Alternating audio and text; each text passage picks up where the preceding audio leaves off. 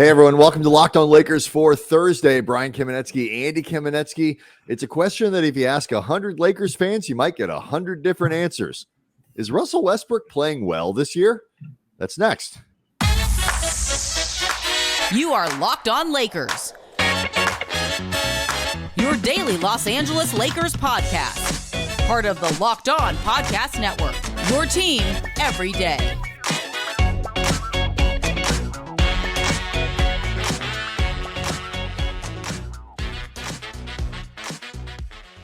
Thanks to everybody for making Locked On Lakers first listen of every day, Monday through Friday, no matter how or where you get your podcasts. It's always free. It's never behind a paywall. And Locked On Lakers on YouTube, Andy, is where you go to see the show. It's where you go to engage with other Lakers fans.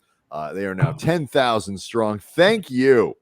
Thank you, guys, for pushing us over that into five figures and for the nice notes about passing 10,000. That was we really appreciate it. So, it is a great channel, and we're excited about the growth in it, in part because it gives us great content ideas like the show that we're doing today, which really is sort of built out of social media conversations that we've been having over the last couple of days.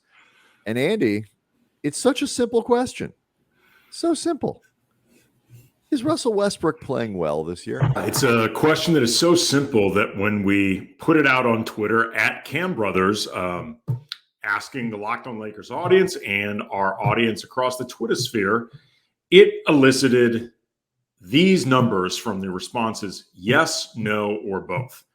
Nearly 46% say yes, 17% say no, 37% say both. You are offered the ability to explain, the opportunity to explain in the Twitter thread. And we're going to break down, Brian, a bunch of different, I think, contexts and numbers and all these different things that explain why this is such a complicated question to answer, in part because Russell Westbrook is, throughout his career and specifically with the Lakers, an incredibly polarizing player. Mm-hmm.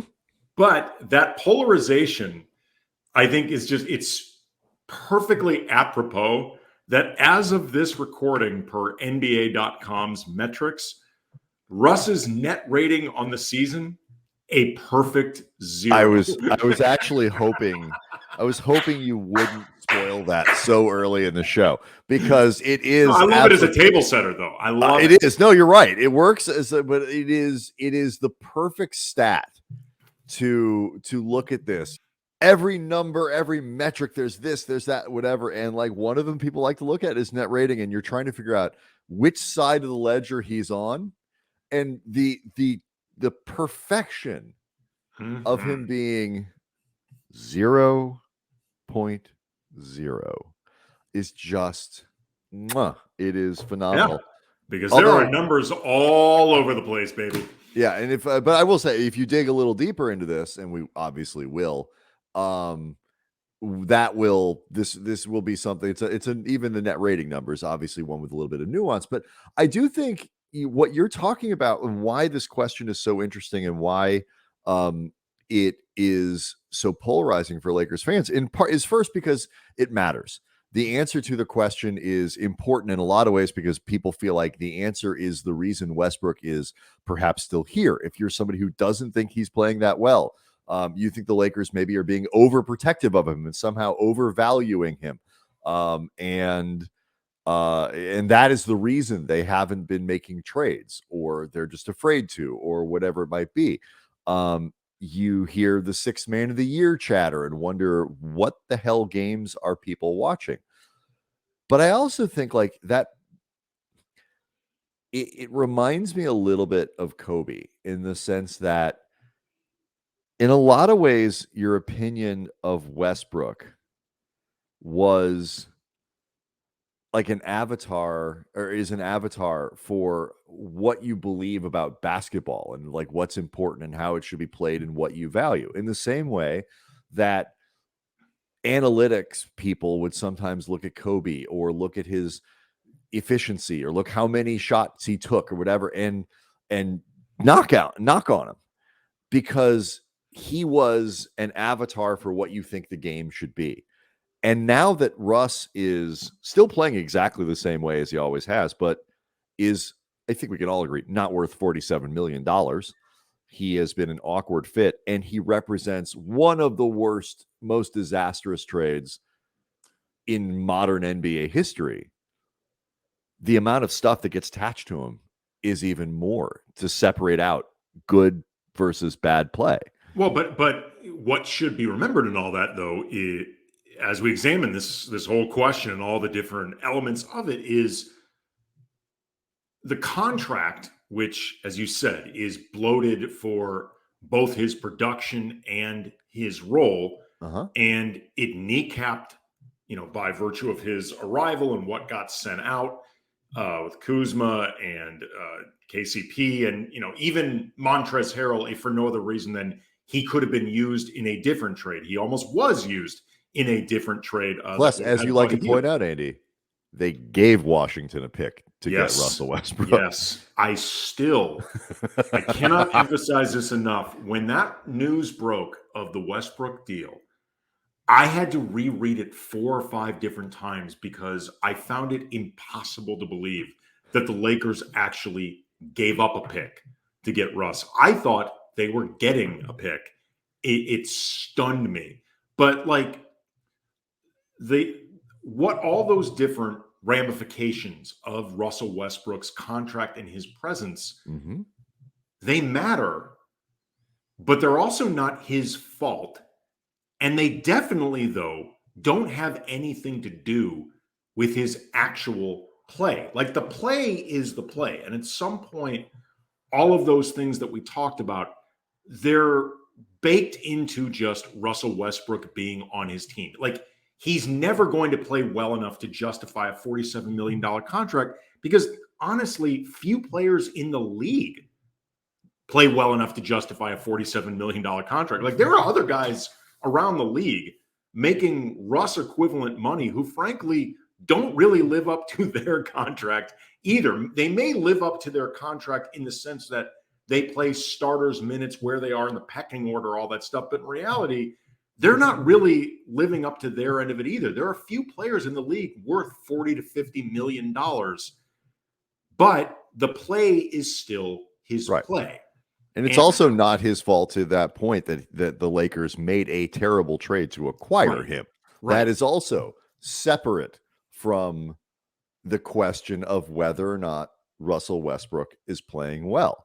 There should be hard questions asked by this front office and by Jeannie Buss that I'm not 100% confident ever will be about the Russell Westbrook experience and what, if anything, have we learned from it other than go get a better star? I'm not confident that they've learned a hell of a lot more.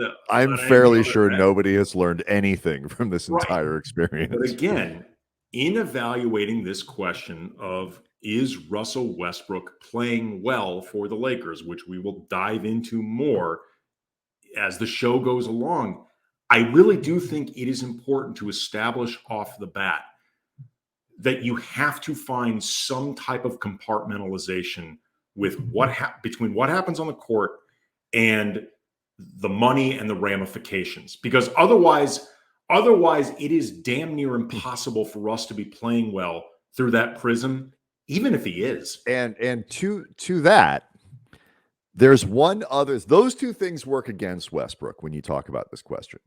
There is one thing that works for him, and it's what a former president once referred to as the soft bigotry of low expectations. Last year was such a disaster on every level that anything that isn't that can look to people like something that's good. But that's not necessarily true either. It's nice that it's not a total disaster. Similarly, are you're psyched up about the Anthony Davis health news? It's I'm pleased that it's not the worst case scenario because I've sort of been conditioned to expect it when it comes to AD and his health. I think most fans, I would even say, Actually, honestly, we were probably two of the most optimistic people in the Lakers commentary sphere, only in the sense that we at least held open the option that it might work out better than it did last year. We were like, it's not impossible. Like, there's a chance it could happen, and we were right about that. But I think most people were so firmly expecting it to be as bad as, or if not worse than it was last year, that anything that isn't disaster suddenly seems great. So, all right, the table has been set, Andy. And now let's eat off the table. I don't know what the right way to put that is, but is Russell Westbrook playing well? That's next. Locked On Lakers is brought to you by Built Bar. If you're looking for a delicious treat, but you don't want all the fat and the calories, then you got to try yourself a Built Bar. We just got through the holidays. I know I could stand to lose some of the damage that I did, eat a little healthier. Yes, you could. And I'm sure a lot of you are in the same boat, but it's like, I don't want to eat stuff that tastes bad. It's not that important to me. But here's the thing. You can just eat Built Bars, and then healthy becomes tasty. It's perfect for the New Year's resolution. And as always, the Built Bars, they are covered in 100% real chocolate. Great flavors like churro, peanut butter brownie, coconut almond. They taste like a candy bar, but only 130 calories, only 4 grams of sugar, and 17 grams of protein. The protein's what you want, and you don't even have to wait around for a box anymore. For years, we've talked about ordering Built Bars at Built.com, and still a great option, but now you can get them at your local Walmart, in the pharmacy section. You don't even need a prescription. You can also get them at Sam's Club. Go by either spot, pick up a box with all sorts of different flavors, and enjoy Built Bars. So you mentioned like the commentary on the Locked On Lakers YouTube page and on Twitter, and just the opinions being all over. Here's a good example. Akinya, I am going to butcher your name. I am sorry. Akinyele Umoja says, Russ is playing great and better than expected. Last year was a disaster. This year he makes his team better. I believe he creates opportunities for Bryant and Gabriel in particular. Coming off the bench, he brings energy that helps the second unit, doesn't turn the ball over as much, and has made some critical defensive plays. Excluso Bag LLC responds, by the way, nice way to get yourself, I guess, a product shout out for your business. Hey, I'm a Russ fan, but my boy been playing like a shell of himself. The veteran minimum players are scoring and helping the team most games more than him, and this is not the Russ I know or we need. I wish you could kick the attitude and learn how to be a championship point guard. And it's this kind of thing. You know, I think he's playing well. You still have those Russ, what did you do? Why did you do that moments? But it appears he understands his role. That from Big Timer 1303. So it's like that kind of stuff. It's all over the place, Andy. Yeah, I mean, if you start taking a look at his numbers, you know, like whether you're talking about counting stats or the net ratings, like Russ over the course of this season is absolutely trending in the right direction. His splits, for the most part, are moving in the right direction. And then specifically, LeBron and Russ together, which has been, you know, a big time, understandably, point of contention for the Lakers this season. They're in their awkward fit, and it's still never going to be perfect. But they are now at a 6.5 net overall for the season, 29 games, 484 minutes, which doesn't sound necessarily incredible, except going off the rest of the last 15 games, 27.6. Last 10 games, 24.7. Last 5 games, 55.9, which puts in perspective just how bad it was for a lot of the season, that you can have numbers that gaudy and still be in single digits. Like, it is indicative of Russ playing better over the course of the season, Russ and LeBron playing better over the course of the season. And if you compare Russ against bench players across the league who have played a comparable number of games off the bench as Russ, he's 5th in the league in points per game, 7th in the league for rebounds, and the only non-big in the top 10. He's 1st in assists. He's also, though, 1st in turnovers. Although, let me tell you, Jordan Poole, he definitely he's trying. Jordan Poole, he is trying hard. Among bench players, who've played as many games as Russ off the bench, only Cedi Osman has a higher offensive rating on the season. Last 15 games, Russ has the best net rating of any bench player who's played as many games off the bench as him. That said, his true shooting percentage, as somebody pointed out in the Twitter thread, I apologize for not knowing him off the top of my head, like third, I believe it's third worst in the league. Here it is. Waleed Chowdhury, third lowest true shooting percentage in the league, and he's leading the league in turnovers per 100 possessions. Russ's turnovers are the one thing that have gotten worse over the course of the season, as I'm sure fans have noticed. So again, it makes it so there's no easy answer for this. And I think, like, when I consider this, because like his raw numbers, his shooting is down. Now that Russell Westbrook's ever been known as a great shooter, but his efficiency, to whatever degree he ever was, is way down. He is, that true shooting percentage, 49%. His career average is 52.5. So, like, he is well below where he was last year, as in terms of that type of efficiency. You mentioned the turnovers, which can be incredibly frustrating because they are, as you like to say, they are loud. Nothing Westbrook does is subtle. As the comment we read just said, it's like in the same sequence. It's like, that was awesome. Whoa, with WTF. But I think that the way you did it and you broke it down was important because you compared him to bench players. And it's really important when I consider this question of, is Westbrook playing well for the Lakers this year? By the way, I'm at a broadly yes. It's not perfect. It's not, but that's the standard that I'm comparing him to. Because like we talked about in the first segment, all the other stuff, $47 million, terrible trade, anchor on the Lakers. I do not know how they're going to get themselves out of this mess. I certainly don't trust the people who got them into it to fix it. Frankly, I'm not even sure. We'll get into this. I'm not even sure the options are there for a brilliant front office, much less this one. This summer, whether it is this trade season or in the off season, I agree with you. I just mean specifically, though, the Russ conundrum. Yes, absolutely. I don't think there's not an easy out here, and the Lakers are, to say the least, prone to some magical thinking, which is part of the reason that we're in this mess.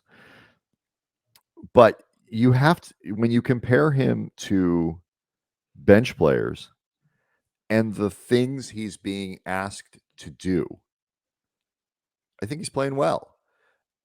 It's, he is asked to come in and push pace, for example, for the Lakers. Give them energy. We've seen a lot of games where the Lakers are a little stagnant at the beginning, and Russ, for better or for worse, turnovers included, ugly shots, whatever, picks up the energy, picks up the pace at which the Lakers play. They are better when they play fast. Of all the players with meaningful minutes on the team, he has the highest pace rating on the has the highest rating for pace.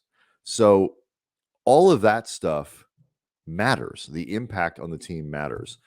And the other thing I think that's important here is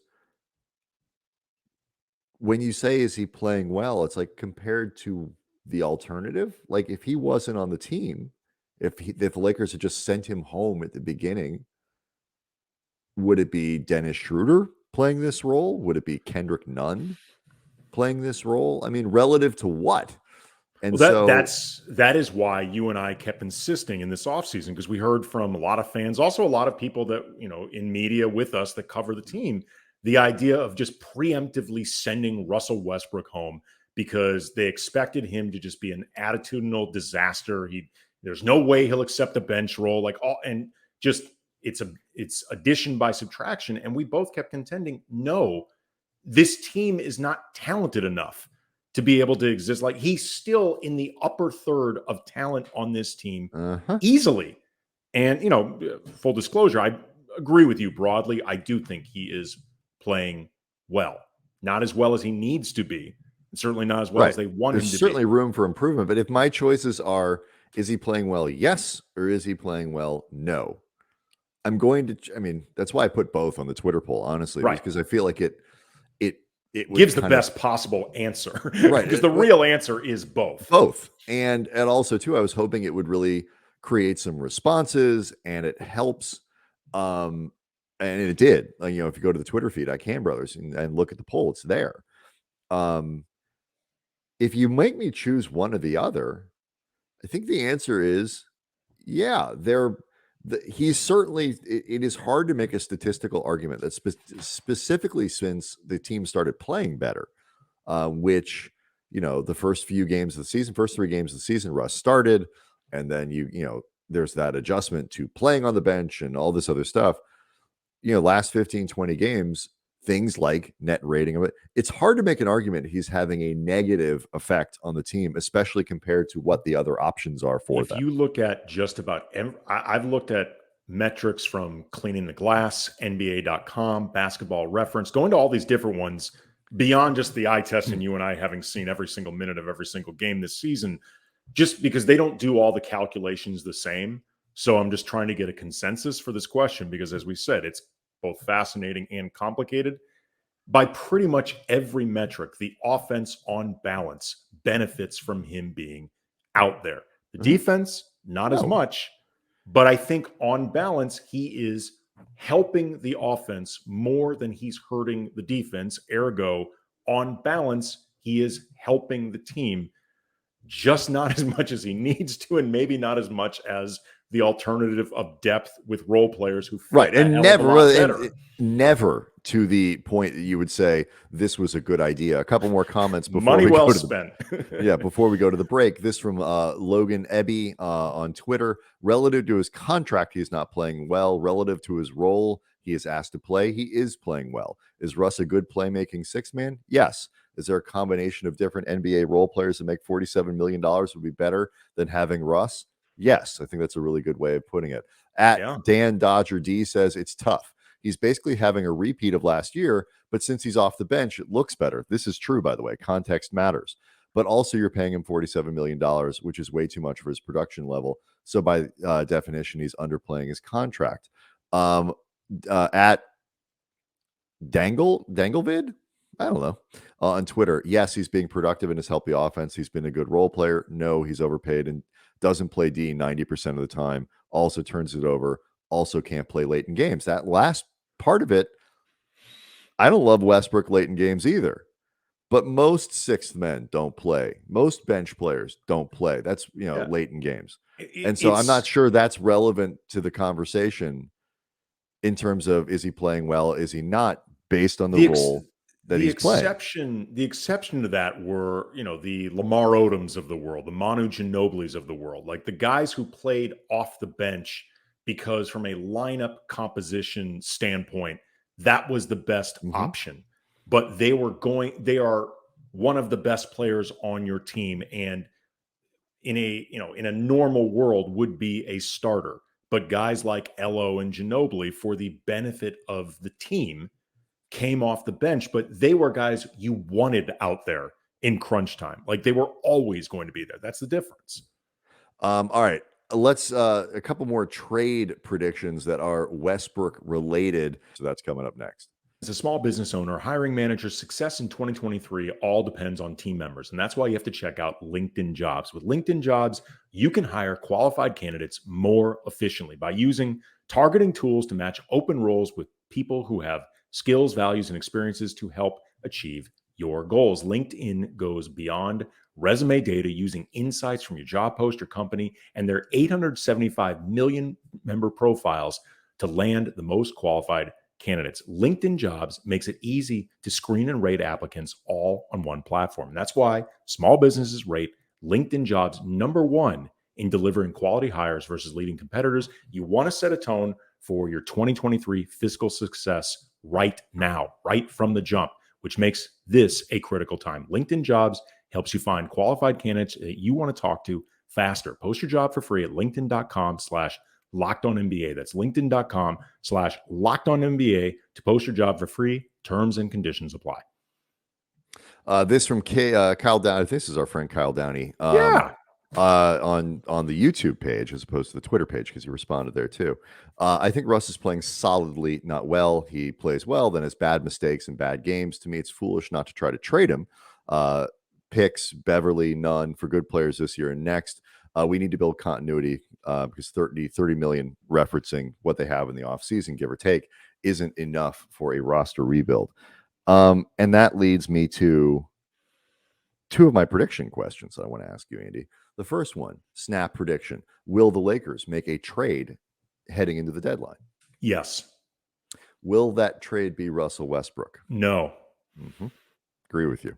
I think they're going to feel enough heat that they're going to do something. You know, I hope it's not something that's just completely perfunctory, just purely performative. You know, that particularly if it costs one of those first rounders. Yeah, I mean, especially if it costs one of the first rounders. This is my totally unsourced, I'm going to call my shot based off nothing prediction trade. Kendrick Nunn and Lonnie Walker and a second to San Antonio for Josh Richardson. That's returning Walker. Lonnie back to San Antonio, which, if nothing else, can be a real test. It allows the Lakers to, you know, flex their muscles a little bit with clutch, which it seems like they're always looking for opportunities to do. I think that they're going to want Patrick Beverly for the playoffs, like him being, you know, his experience, you know, the attitudinally. I think they're going to want him there. And we talked about this on Brian on Wednesday's show. The way they've been playing lately, I don't think Lonnie Walker is going to keep his starting job. It's a really interesting thing, the way his season has evolved. Maybe he will get it if he's back before AD is back. But once AD is back, I think there is a good chance that Thomas Bryant and AD are going to start together. With Darvin Ham actually discussed that at practice on Wednesday and said he was asked about whether or not Bryant would continue to start, and Darvin certainly sounded like that was a strong possibility. And if you have Bryant, LeBron, and AD, that makes it easier to get away with the really small backcourt of Schroeder and Beverly, which Ham really likes. That becomes easier. So I'm not saying that makes Lonnie Walker expendable. Frankly, I mean, again, this is just me guessing. I'm not basing this off any conversations I've had with anybody, but it could possibly make except Lonnie Walker. Exactly. So we shall see. Yeah, and a quick update on Patrick Beverly. He the hip is okay. The hip that cost him the second half of Monday night's loss in Denver is fine, but he is currently sick, like everybody else has been all season long for the Lakers. Sick, and I guess I think he's questionable, listed as questionable for the non-COVID game. Sick. Non-COVID sick, questionable for tonight's game. So that trade question, Andy, is another thing that really frames this discussion. The idea that the Lakers, in theory, could have moved off the Westbrook deal. Well, do you agree with me, by the way, about Russ? That they won't trade? Oh, yeah. No, this is my bold prediction at the beginning of the season. I have not thought they were going to move off that deal for months. I would have been surprised. Had they made the Indiana deal before the beginning of the season, it would have surprised me. We've been saying this to a lot of people. I have long thought that Russell Westbrook would finish this season as a Laker, and I continue to think that because I just don't think there's a deal out there that is going to make sense enough for the Lakers to move him. The window for that has passed. Seems to have. You never know what can happen between now and currently, I don't think it's open because the big part of that was the Indiana deal, and the Pacers aren't going to do that deal now. There's just no incentive, but they get 2 first-round picks. They're not going to tear up a team that's currently, in the Eastern Conference playoffs, I think, to do that. Not to get Russell Westbrook. Maybe they lose some games. Maybe things go sour with Miles Turner. It's not over yet. There's still some time between now and February. Currently, I would be very surprised if they make that deal. They're not obligated to trade Miles Turner, even if he won't come to terms on an extension, to the Lakers. Correct. They can trade him somewhere else. Correct. So, this chatter that you hear about the Lakers are reluctant to trade Russ, the Lakers don't want. I think a lot of people hear that as the Lakers are overvaluing Russell Westbrook's play. The Lakers look at the triple doubles. They see the raw counting stats, and like a lot of this is all, like I said at the beginning of the show, you use Westbrook as kind of an avatar for your view of basketball. And there are a lot of people who think that the media, that legacy media, that the ESPN broadcasters, all these people get sucked into this triple double stuff and look at all the, and that isn't necessarily a great quantification of value.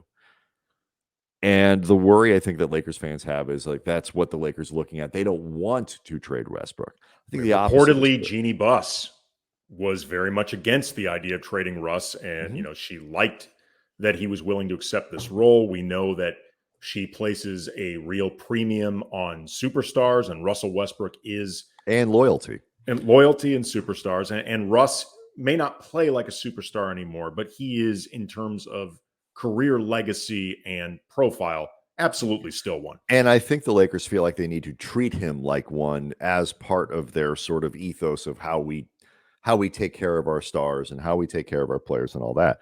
But I honestly do think that the reason that you hear so much of this is because the Lakers know they can't trade him right now.